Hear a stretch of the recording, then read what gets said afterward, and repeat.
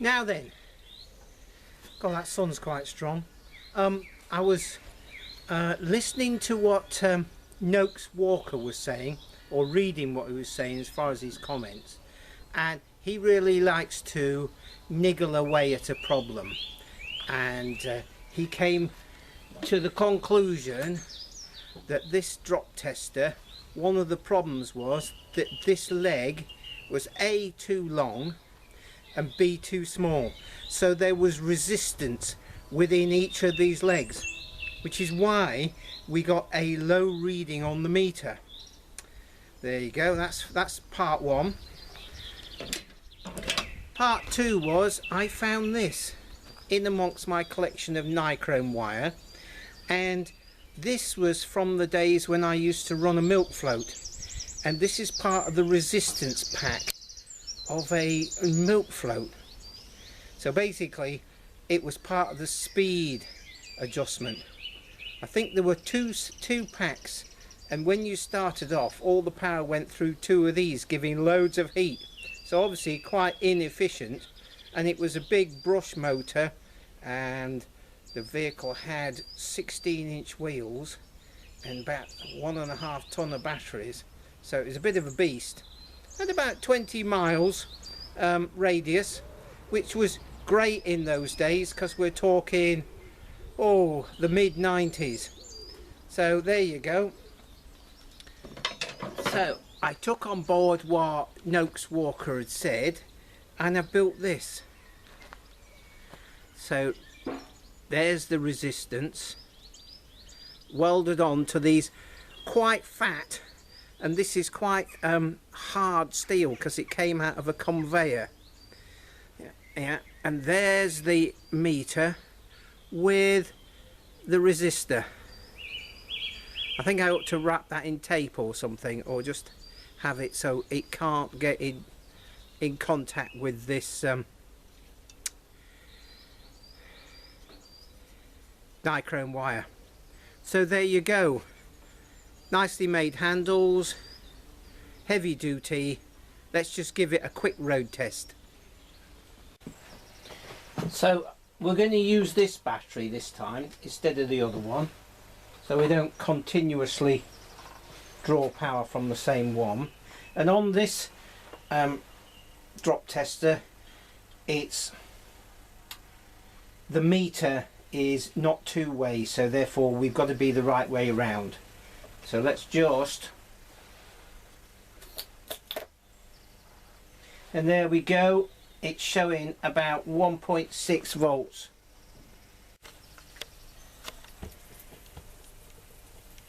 Hopefully you can see that. Yeah, that's home calibration there. Now it's showing 1.5 volts and a bit more, and that's getting mighty warm. That'll do. So Dave, thank you very much for your patience in thinking it through. You've done wonders. So go and have a look at Noakes Walker's channel. He's got some nice, he's got one of his woodland walks in the snow somewhere in Wales. I'm not sure whether it's Snowdonia or whether it's South Wales, but there you go.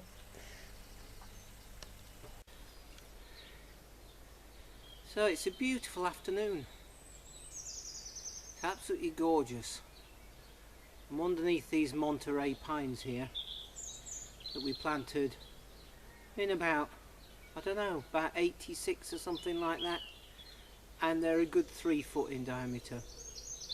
Anyway, sort of I interrupt this video about practical things with just a few thoughts. Now, the reason why I'm doing these videos is just to throw the thought bombs, to put the potential to people that you can live in a different way. And it's all about expectations and time. And over the years I've realised that, well, when I was making staircases, it was a gradual process. You know, we used to buy freshly sawn timber and air dry it and then kiln dry it, and then as required we would use it to make staircases, and making staircases is a step-by-step process. Yeah, the staircases, it was all a very methodical way of going about it. It was quite a big process because we were starting off with the fresh sawn timber, and we were doing that for several reasons, one of which was quality control, and the other one, it was local timber, you know, local as in with 100 miles, not brought from halfway around the world. And you bear in mind we were talking about the late 80s here, which for the majority of the people was thinking way ahead of the time, or going back to a time in the past where, as I said in a previous video, my old joiner instructor, he was apprenticed at that time when the timber did come from local woods. Anyway, let me just get my notes. Oh yeah, so it's sort of where we come back to this thing about time and expectation and contentment. Now, I went to university in my late 30s, very late 30s, and it was just the way things worked out, and for me it was an ideal time to go. The building industry had just fallen on its face. There was a line in the calendar almost where loads of work, no work, and you have to take what happens to you as a you have to make the best of it rather than moaning about it.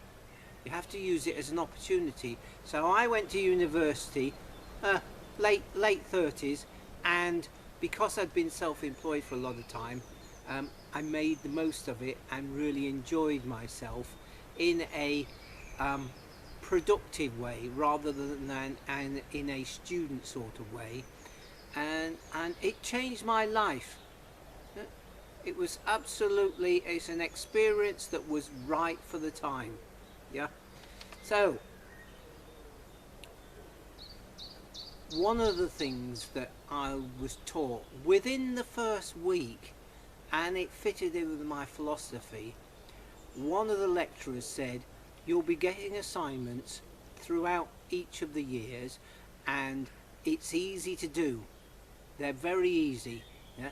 And the basic thing you got to remember is half an hour a day. Well, I took that on board, and that's actually within reason how I write my books. Yeah, and I've got 3 out at the moment and another one in the can, as it were. And half an hour a day, you know, might take you 6 months or 9 months, but it's part of the process. As long as you don't expect to get it finished instantly. You know? So in other words, you're enjoying the process rather than always looking towards the outcome. That's where expectations can be a huge problem. Right, here's the glass house, and that the pane of glass that was there fell out, and this middle rail, as you can see, is rotten as a pear. So and the boarding is starting to really fall apart, so it's time to make a new one at some point. That's an ongoing project, and if you look up the top there, the mullion on this glazing has dropped out of that mortise there because that middle rail has rotted away so much. I could maybe knock it all apart, but this door is, oh, I don't know, I'm guessing 60 years old, and it's time to make a fresh one. So I'll have to go and look in the timber store. Got a lot of timber that I milled with the big rack saw. quite a few years ago, and as you can see, the Suffolk latch is just hanging on with one screw. It really has. We've had the best out of it, put it like that. Right, and whilst we're here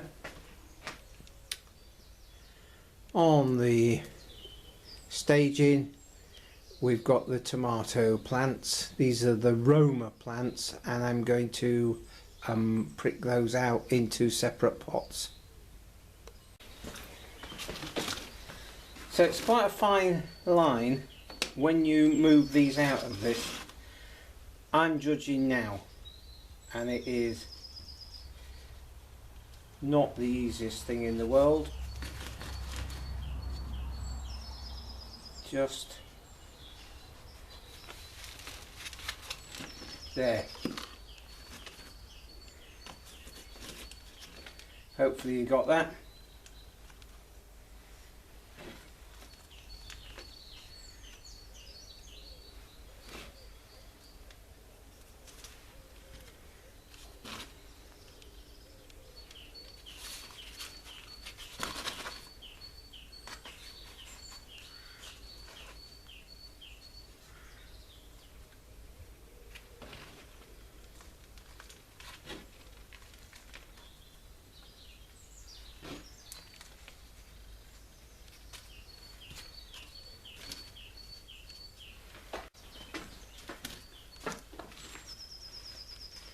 Right, let's just see what happens here.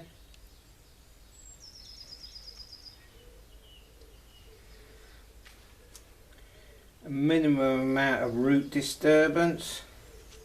It is so nice to come into the Glasshouse and pick some sun-warmed tomatoes just when you need them. And of course the surplus ones you can preserve them in all sorts of ways, including just putting them in a bag and putting them in the freezer. You've got a reasonable amount of root on them. That's pretty good. Of course, then when you bring them out, they're just like frozen golf balls, and just put them in really hot water, and the skins peel off. So if you're using them in soups and stews and whatnot, that's brilliant. Then you don't get that horrible nasty bit of tough tomato skin. So they now need to be watered in gently. They've had minimum amount of root disturbance and they're in good compost. They just need looking after. And here are the older, and I want to just try and pot some of these on. Let's just have a closer look. You can see they're growing on well. So if I take out this little section here and pop them on, we'll see how we get on.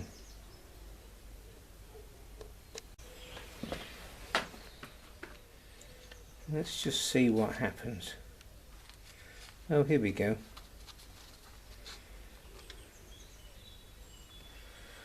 And that is a weed. There we go.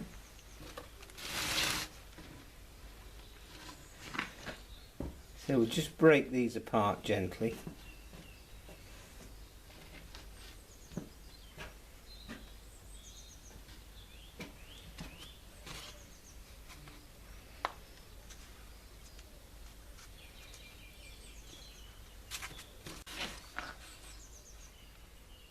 Really gently. I think we need the camera in a different place. So let's try it from this angle.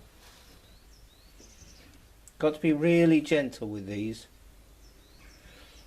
That is a weed.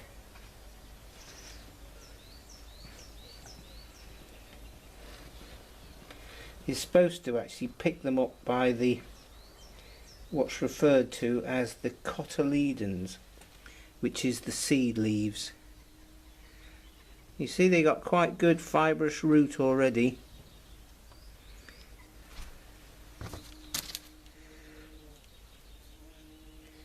And there's a bumblebee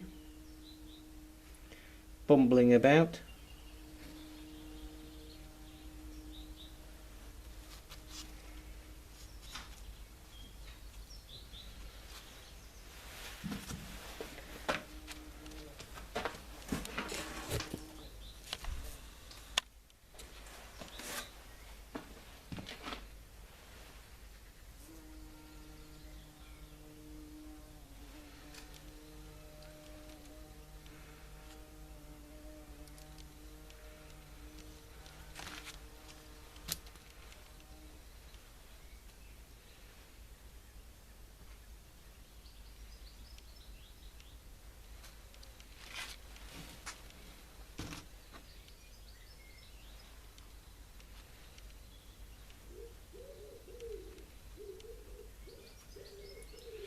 And there's a weed seed.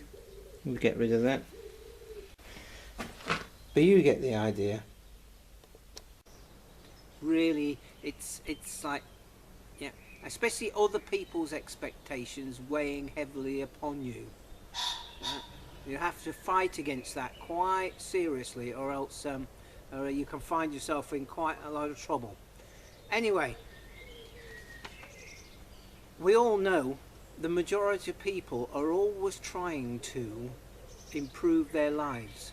There's always and that's a balance between improving your situation and living up to expectations, other people's expectations. You know, this is where, you know, there's no point trying to impress people, and actually it's about your own self-worth and your own self-fulfillment, not in anybody else's eyes apart from yours. That way, yeah, you will attain contentment. So as far as improvement's concerned, it's knowing what's enough. Yeah? What standard are you dealing with? Very fine balance between contentment, expectation and time. Right, let's have a look at this. I put this in a long time ago. It's bound to move. That's 42 and a quarter. And down the bottom, 42 and a quarter. I suspect I actually put a piece of steel underground between these two bits of box section that kept it parallel. So we've got 42 and a quarter. Now, got some concrete down there, but we'll want a gap. We don't want it dragging on the, we could easily have an inch gap underneath, and that's 80.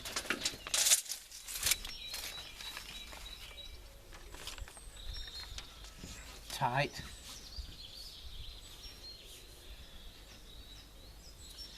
Okay, now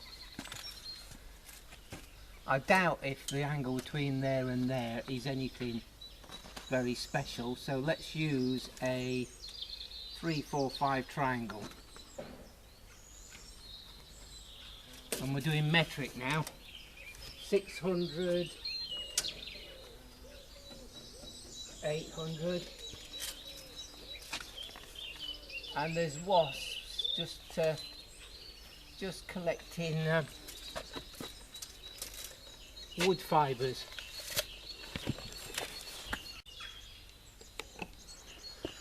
They're obviously nesting. That's a queen wasp.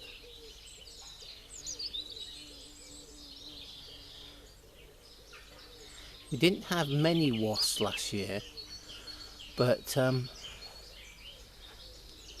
there's another one there, not quite so big, but this one's really going for it. Right then, so we want two styles either sides of the door, and I picked these out. Now I know what these came from. The conservatory at the front of the house was replaced a few years ago, and these were the rafters that were part of the original conservatory, and they're Douglas fir, and they came from the top side of Lincoln. We were doing a windblow training course, and there was some Douglas in there, and I asked the manager if I could have a couple of lengths of this Douglas. It was about that size, and I think the trailer takes 11 foot or something, so I got the trainees to help me to winch these couple of big lumps onto the trailer. And then I milled it at home and then air dried it, and it was the rafters for the top of the roof of the conservatory for quite a few years, and now it's here. So is that recycling and using local materials or whatnot? It's got a capping piece on it that's held on with screws, and there's a rebate either side, so we shall just remove the capping piece and trim down with the dimension saw to make it a square edge.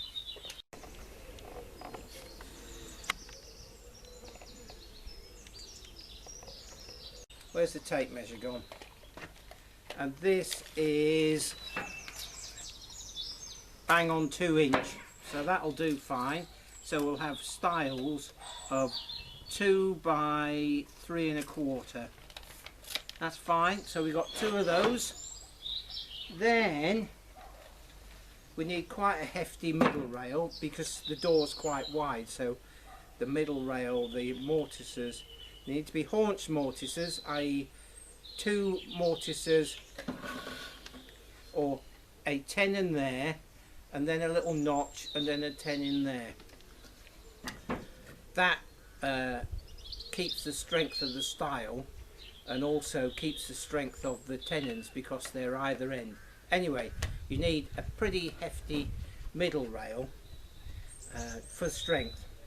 Now then, I thought this piece would be fine. This came from Uncle Harold's, along with various other bits, some of which I've used already. But then I notice here there are some nails, and they're well rusty, and they've been cut off the other side. So even if I knock these out, there'll be lots of rust on there, and it'll damage whatever I'm going to use to reduce this, because it's 2 1/2 and it wants to go down to 2 inch. So that's a bit of a disappointment, but I don't want to damage me planer blades or the bandsaw blade, so that's sort of out, and that would have been particularly poignant. So then from that same job, there's a bit of Norway here. It's quite chunky, it would do. There's a couple of wormholes, so it needs using, and because this door will be creosoted, then I'm not bothered about those wormholes. But I know this is, well, it's got to be air dried, I don't know, 10 years, 12 years. So I think this will do.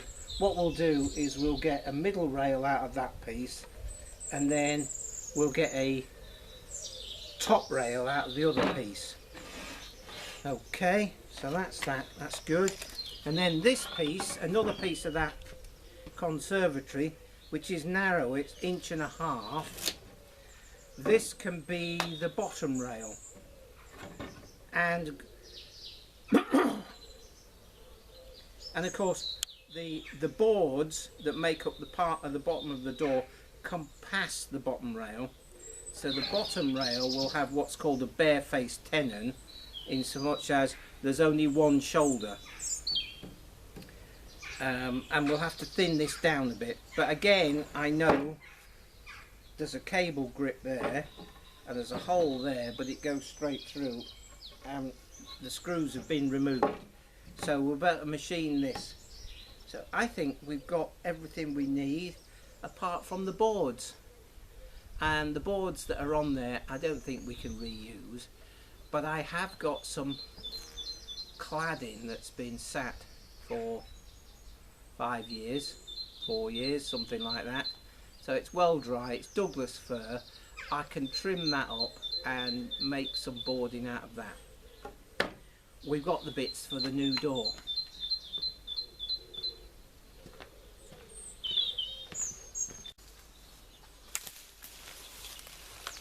So here's one of those Monterey's. Impressive, eh? So please comment, like and subscribe. Cheers for now.